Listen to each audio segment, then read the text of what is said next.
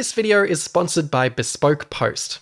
The Batman Begins game has a really cool tutorial. You're in the Himalayas, where Bruce does his training with Liam Neeson and his League of Shadows, which you might remember from the film, and there's something inherently satisfying about the training sequence from the movie also being the training sequence in the game, but it's more than just that. Neeson and Christian Bale's charmingly PS2 era models are looking sharp, the PS2 really knocks 10 years off your age, and they both voice their characters. And how good are these graphics for a PS2 Xbox GameCube game from 2005. You're seeing the GameCube version running natively, and just take in this vista and its lens flare, the falling snow and the fog. Look at these god rays and the very 2005 lighting and bloom and this cloth modelling. I love me some good cloth modelling. We'll see more of that with Batman's cape. It's all very smooth and seamless, the art direction and colour palettes are thoughtful and set the mood well, and some not amazing texture quality aside, this doesn't look far off an early 360 or PS3 game if you squint a bit. It's clear that this is a bigger production than your usual mid-2000s movie tie-in, which is partly why I find it so fascinating, but again, visuals and production value are also only partly why this tutorial is so cool. As you follow Liam Neeson through his challenges, learning to sneak attack, beat up and interrogate enemies, throw shurikens, climb around like a ninja, and stalk and freak out your opponents using this fear mechanic we'll get into, the structure of this tutorial is fairly standard, but it's a treat taking in the atmosphere of it all, and as each new mechanic is revealed, Batman Begins takes shape as this beautiful and seemingly polished Splinter Cell meets Prince of Persia meets Batman hybrid, and it's the potential that this mix holds with these graphics and this voice cast that makes this tutorial so exciting. Batman Begins' beginning begins well, it's full of promise, and the question becomes, can the rest of the game deliver on this promise? And can I first make a smooth transition to this video's sponsor, Bespoke Post. Bespoke Post is a monthly membership club who deliver a box of high-quality goods from under-the-radar brands. 90% of the products come from small brands, many of which are US-based, like for example, the American Barbecue Rub in the Carnivore box is by the Great American Spice Company in Rockford, Michigan, and supporting small businesses is cool. You fill out a preference quiz, so if you're big on camping, for example, you'll be introduced to some sweet new camping gear. They've got awesome clothes, cool stuff for your house, and cooking gear, basically just high quality stuff in every category. And they now have this new membership program that's free to join with deals all year round. I'm talking like 30% off or more sometimes. You can preview the products before they're shipped, and if you're not into them, just swap them out or skip that month entirely. You only pay for what you want, and maybe you want the Weekender box containing a stylish and carefully designed travel bag, or the Turbo box with its 3 coffee bean blends and an instant coffee by the independent San Francisco-based Sight Glass Coffee. So hey, free sign up, support small business, and to get a free mystery gift with your first membership purchase, click the link in the description and enter minimme gift at checkout, or go to bespokepost.com/minimme gift. Not all movie tie-in games are created equal. Stereotypes aside, movie games are just like any other game, in that they can be great or awful, cheap or highly produced, and in the 2000s, EA games were at the top of the movie game food chain, consistently making quality tie-ins for franchises like The Lord of the Rings, 007, Harry Potter, and The Godfather. Just ignore their Catwoman game. EA were the gold standard in this space, and their movie games were selling. In 2004, EA announced Batman Begins on the 3 home consoles at the time, as well as the GBA and the then upcoming PSP. The PSP version would later be cancelled. Eurocom was developing it, who'd previously made the very popular and very good 007 Nightfire for EA, and Vicarious Visions were set to make the handheld versions. From here, the big by movie game standards marketing campaign kicked off. Trailers, press interviews, press releases, a sponsored dev diary series on GameSpot, a handful of making-of clips, an E3 2005 appearance where they brought the Batmobile onto the showroom floor. The game's designers were said to have spent a lot of time on the film's set and said to have worked closely with its production. Splinter Cell writer and Sam Fisher creator JT Petty was announced as the writer on this, further connecting it to Splinter Cell, and in one of the dev diaries it's mentioned that over 100 people were tirelessly working on the game, a lot for back then. The credits here are very long. EA were continuing their proven big-budget licensed game strategy, and they were very happy to show it, announcing a voice cast consisting of Christian Bale, Michael Caine, Liam Neeson, Morgan Freeman, Cillian Murphy, Katie Holmes, Tom Wilkinson. It's quite the list. Perfect back-of-the-box fodder, and it has to be in the top 5 of all time when it comes to Hollywood star-studded video game casts. Gary Oldman is noticeably absent with his generic character model. Maybe he was scarred by True Crime LA. In the making of video about the cast, there's some wonderfully silly moments. Only Cillian Murphy sounds like he's into it, and everyone else seems very, very bored, except for maybe a jovial Michael Caine who's just kind of making old man quips the whole time about how he doesn't understand technology. Will you send me a game? Oh, yeah. Absolutely. So I can learn how to play it. I've got to get one of the things you play it on, haven't I? Right. I'm still trying to get my email. So Batman Begins is a linear stealth action beat-em-up thing that very loosely follows the plot of the film. Think an Uncharted before Uncharted style flow, but clunkier, with lots of dialogue, in-engine cutscenes, and an attempt to keep the gameplay smoothly switching between stealth, fighting, climbing, and driving. We'll get to the Batmobile scenes. In the movie, Batman will track down Falcone, or find Scarecrow's drug operation, or grab a corrupt cop in an alley, and most of the game is these often brief or dialogue-driven scenes in the film, extrapolated out into far longer action scenes in the game, where you stealth fight or climb your way towards the guy you're tracking down. So you'll still pull Falcone out of his car, but only after you fight all of his goons through a warehouse, and some sewers, and the docks, which all feels very superfluous. Like, surely Batman can find his way to Falcone's car, which is outside, by the way, in a more efficient way than going through the sewers, and why are there bad guys in the sewers anyway? The car scene itself doesn't quite play out in the same way where you pick up the car with a crane, it's all very loose in its retelling. How locations look or specific dialogue lines don't quite match up with the film, and most of the game comes across as filler between a handful of the movie's story beats, but broadly this does tell the same story as the film in a very plain, poorly paced but followable enough movie tie-in game kind of way. EA do that thing that they did a lot at the time where they show brief and extremely compressed film footage clips between levels that don't bring flavour and subtext to the story as much as they serve to simply remind you where you're up to in the film, though you might want to mute these because the audio is so crunchy. I tasted fear in its purest form. Now this does sound better on the PS2 and Xbox with their bigger disc sizes, but not that much better. The subtitles in this game are insane. They cover up a third of the screen with entire paragraphs at once, and they're basically the first thing I noticed. There's a lot of dialogue throughout between Michael Caine instructing you on what to do next and enemies asking each other if they've heard about the Batman, so unless you play with subtitles off like a fiend, which you won't want to do because the audio mixing can be pretty bad, get used to these, I guess. Sometimes they even try to show you like a shot in the corner of a conversation going on nearby, and then they cover up that shot with the subtitles from the very conversation that you're meant to be able to see. Remarkable. You'll also quickly notice the heads-up display point of interest thing going on too. A target will automatically highlight nearby enemies or interactable objects where you can cycle between them with the D-pad, and in the top left it'll show you what's currently highlighted.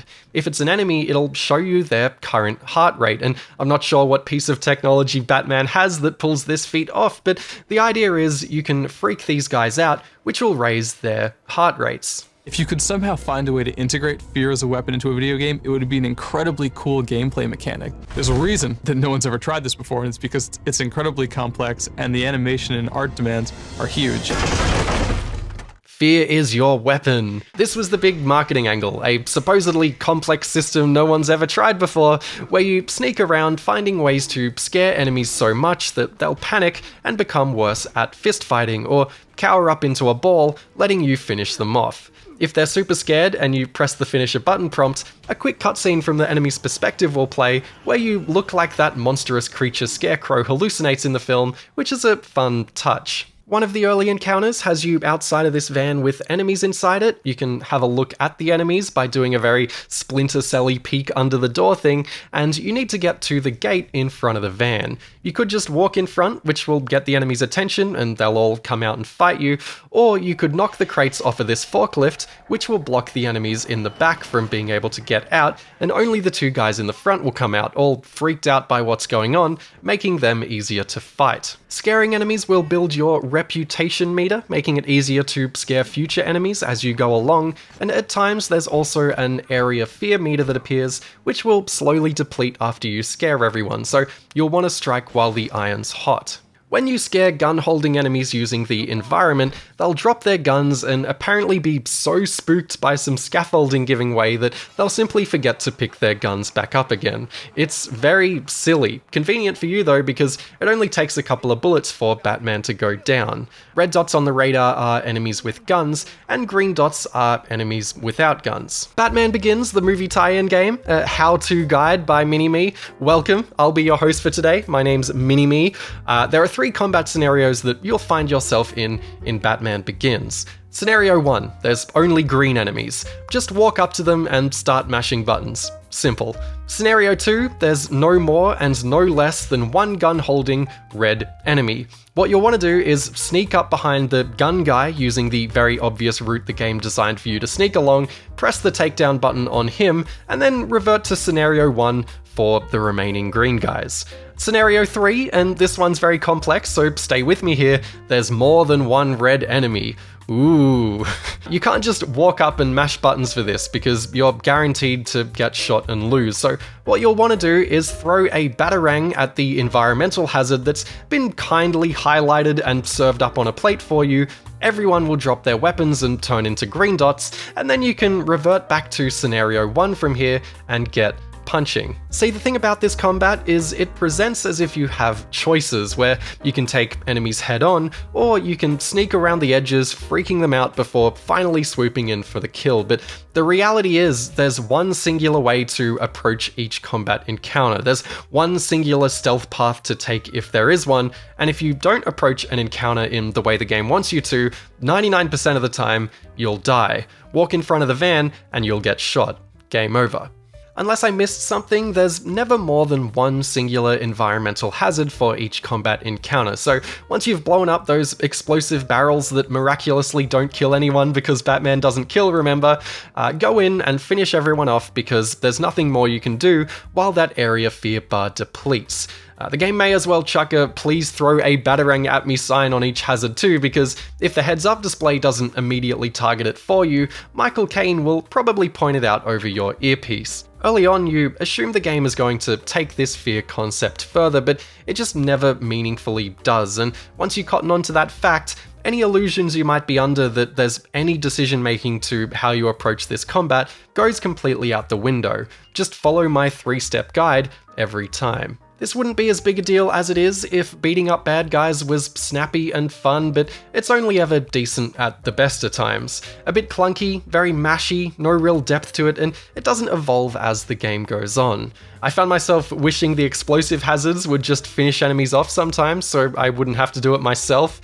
Environments are very static aside from the hazards, like it'd be cool if parts of the environment broke while you were fighting, or you could pick things up as weapons, and it's all crying for more enemy variety. There's the normal underworld gangsters, the Arkham inmates, or Neeson's ninjas, great band names by the way, but there's no tangible difference between how you fight any of them. Sometimes you'll automatically grab one for an interrogation, and all that involves is pressing the punch button over and over until they tell you a thing, which you have to do before the game lets you finish them off. It's unfortunate then that this linearity also plagues the rest of the game. Like, almost every interactable thing in this game is in service of moving you forward. See a pipe you can climb? You need to climb that pipe to move forward. See a ladder? Climb that ladder. See a point you can press a button to grapple to?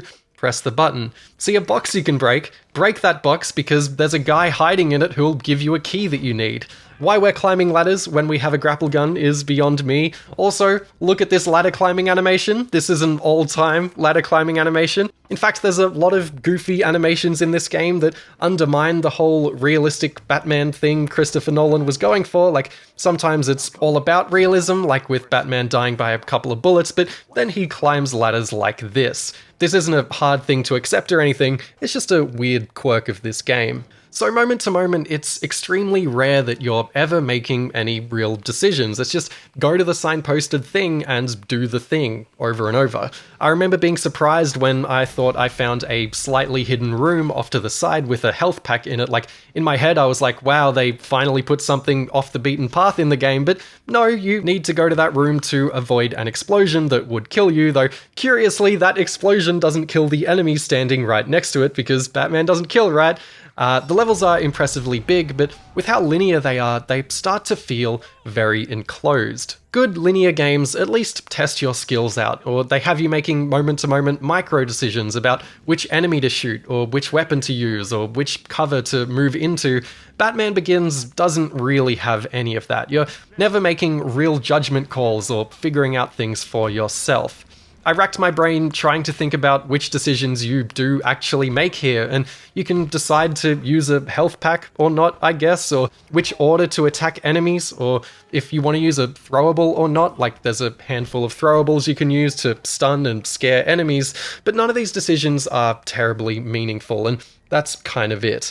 All the promise of these Splinter Cell-y mechanics, of that tutorial, of tactically stalking your opponents and choosing the right strategies and times to strike just seem to fizzle out. Which is a shame, not only because these mechanics are so full of potential, but because these aesthetics and these production values and this cast are also so full of potential. After a midsection of the game that can start to delve too far into a brown gold, sewery, abandoned warehouse haze, you go up through a refreshingly shiny, fancy skyscraper clubhouse with reflective floors and the glow of the city casting through the tall windows, fighting your way through until you're outside, scaling between skyscrapers with the wind blowing and the traffic moving underneath and the Wayne monorail going past in the distance.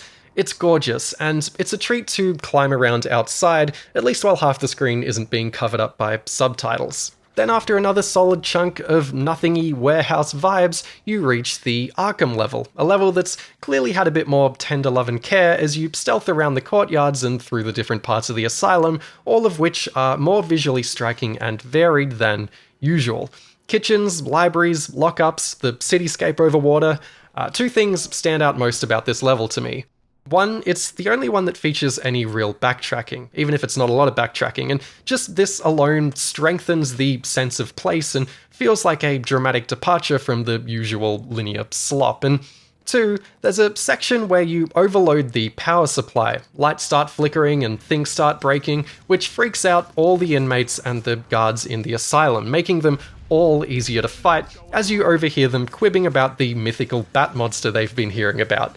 Also, there's a part where Batman lures a guy into getting electrocuted, but Batman doesn't kill, remember, so I guess that guy's fine. And even doing that feels a bit fresh and different from the norm. Where most levels are just a linear series of knocking things over to scare enemies, Arkham is the one level that takes that concept a tiny bit further, and even this slight pushing of the formula endears you to the game like the tutorial did. Like, finally they're playing with these concepts. This is a tangible step towards realizing the potential here, and then it unfortunately flips back into the brown gold warehouse mode after a while, but hey, Scarecrow and Katie Holmes show up, so, you know, that's a bit of fun. Basically, the killer turns around to fight Batman, and you pull out the taser and shock him from behind.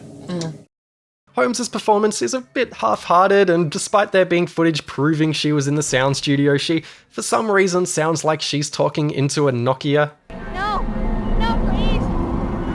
Don't let it hurt me. Wonderful how mellow fear makes the mind. The sound mixing is disastrous too, and I thought this may have just been a GameCube compression thing, but I checked and the game sounds like this on every platform. Outside of Bale, Kane, and to a lesser extent Neeson, each of whom do a decent, if a bit tired sounding job, the rest of the cast are basically half-hearted small cameos and really only have a handful of lines each. Morgan Freeman especially is in this game for like 30 seconds total, and of course he sounds like he's in the room next door. It's very bizarre. Putting it in the water wouldn't work. Bruce's house is set on fire in this scene. Thankfully, a movie clip where Neeson reveals he's Ra's al Ghul reminds us where we're up to, and like Arkham, it brings a welcome energy and variety, not just with the setting and the urgency of everything being on fire, but also with Bruce being in a tuxedo and the immediate goal of chasing down Neeson, which evolves into the final scene on the train, a scene that itself brings a wonderful set piece and spectacle that completely masks all the problems with the gameplay. The problems are still there, and the game never comes close to fulfilling the promise of that tutorial, but it's a surprisingly strong ending. Though the boss fight with Neeson is, unsurprisingly, basically the same as fighting anyone else, but he just has more health. Oh, how I yearn for combat variety. Something genuinely fantastic this game does is, early on, enemy chatter you overhear is kind of casual and jokey about Batman, and over the course of the game, the talk slowly transforms into more and more horrified conversations, treating Batman as the boogeyman. I don't want to be here when that thing shows up. That whatever. Demon. He ain't a demon. It's a guy in a mask. Aside from these conversations and these graphics, you can't really point to anything else in the Batman Begins game and say it came together properly. And despite seeming like a polished game on the surface, I think there's a lot of clues that Eurocom had to rush this out the door. Take the Batmobile sections as an example, which seem as much a footnote to this game as they do to this video about this game. There's 2 driving levels, and I went back and measured how much time I spent driving in this game in one playthrough, and it netted out to a grand total of 15 minutes. Surely this was meant to be more of a thing. It's a shame too, because these driving sections are kind of awesome. They're super snappy and fast-paced, blending influences from Burnout and Nightfire's driving segments. You kind of just blast through, taking down opponents and occasionally shooting lock-on missiles while a jungly beat plays. The Batmobile is weirdly small here, and much like the weird Batman animations, the very video gamey turn arrows and boost pickups feel extremely out of place for the dark and gritty Christopher Nolan Batman Begins, but otherwise these segments are a blast, and they would break up the pace so well if they took up more than 15 minutes of the game, but they don't. Also, it's incredibly funny to me how it comes up with this no casualties notification every time you crash into anyone, because remember, Batman doesn't kill. How his Batmobile immediately knows no one died in a crash is incredible too.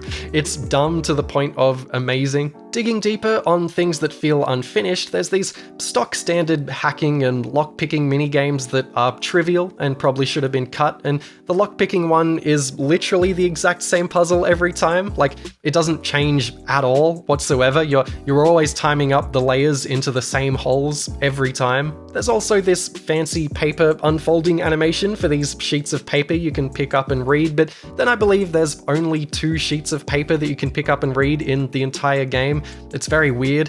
One of the 2 is purely for flavor text too, which is a real shock for this game. Like, I'd wager there was meant to be more of this. The post-game content is pretty limited too. You can unlock behind-the-scene clips and some trailers, 3 extra reskins, some basic driving challenges, and some character bios presented in this gallery that feels like it's meant to be bigger and more interesting than it is, and that's it. More broadly though, surely the subtitles weren't meant to be this ugly. Surely the cast were meant to be in the game more than this. Surely the game was meant to take longer than the 5 hours it takes to beat. Surely the fear system that was boasted about for its complexity was indeed meant to be complex. I have to imagine at some point they had the idea of Batman being able to knock out lights to scare people further, something you could do in Splinter Cell, but it's just not a thing at all here, despite seeming like such an obvious avenue for bringing dynamism and complexity to the game. Also, the reputation bar that fills when you scare enemies resets back to empty every time you start a level. It doesn't carry through the entire game, which is silly, and also feels like a concession on what was likely once a more interesting concept. There's so much hinting towards this being a deep system, and it simply isn't. Now, the elephant in the room when it comes to talking about this game now is the Arkham games, and you can draw a ton of comparisons between this and the Arkham games if you'd like. The Batarang targeting, the grapple hooking, the gliding with Batman's cape, the stalking enemies from above. Batman Begins is often thought of as a precursor to Arkham Asylum, as the game that set the wheels in motion. How much this actually influenced the Arkham games, though, is another question, and not one that I'm terribly interested in speculating on. I can't find any direct references to this game from anyone who worked on the Arkham games, so to me, it's just a fun little connection to draw, and that's it. It's funny too, thinking about the other Batman games, because up until the Arkham games, they had a reputation for being absolutely terrible, and Batman Begins, in comparison to a lot of earlier Batman games, looks like a masterpiece. The reality is, though, Batman Begins is just okay. It has a very cool atmosphere and the right ideas, but the execution isn't quite there. At only 5 hours long, there is a short and sweet quality to it. For 2005, the graphics would have carried it more than they do now, and if you're a Batman superfan, or if you really just click with these aesthetics, or if you played this game growing up, I can see how you could be quite fond of it. A lot of online comments about this game are, but as it stands, I think it's more interesting to talk about Batman Begins than it is to play it. It's a game that tried to break both the bad movie game mold and the bad Batman game mold in inventive and expensively produced ways. It tried to be another licensed tentpole release for EA, and at least critically, it wasn't. Not long after this, and a handful of other licensed games, EA would announce they're shifting away from movie tie-in games, while Arkham Asylum and the new gen of consoles would further obscure this game's profile. But I think Batman Begins the game deserves to be recognized for trying something with the Fear system, toying with this blend of Splinter Cell and Batman, and broadly trying to be something greater than it is. And there we wrap up the video. Thank you for watching. If you enjoyed it, it helps me out if you subscribe and like and comment and click the bell, so please do that. And yeah, if you want to support me further, you can support me on Patreon, and all my patrons will be coming up on the screen soon, so thank you to all of them. I checked out the Batman Begins GBA game for this video. I thought I was going to sort of include it as well and do a big section about it, but it's just not that interesting. It's by Vicarious Visions. It's not bad. It's not great. It's just like a fairly standard sort of side-scrolling GBA game. I'll throw some footage up of it on the screen now if you want to see what it looks like. And yeah, I kind of checked it out and I was like, I don't think I have much to say about this, so I don't want to like bloat this video out with something that isn't interesting, you know. I find the Eurocom game really interesting. The GBA game, whatever, it exists. It's a late GBA game. All of them were licensed, and it's fine. But yeah, hope you enjoyed this video. Thank you to all the patrons coming up on the screen, and take care of yourselves. Goodbye.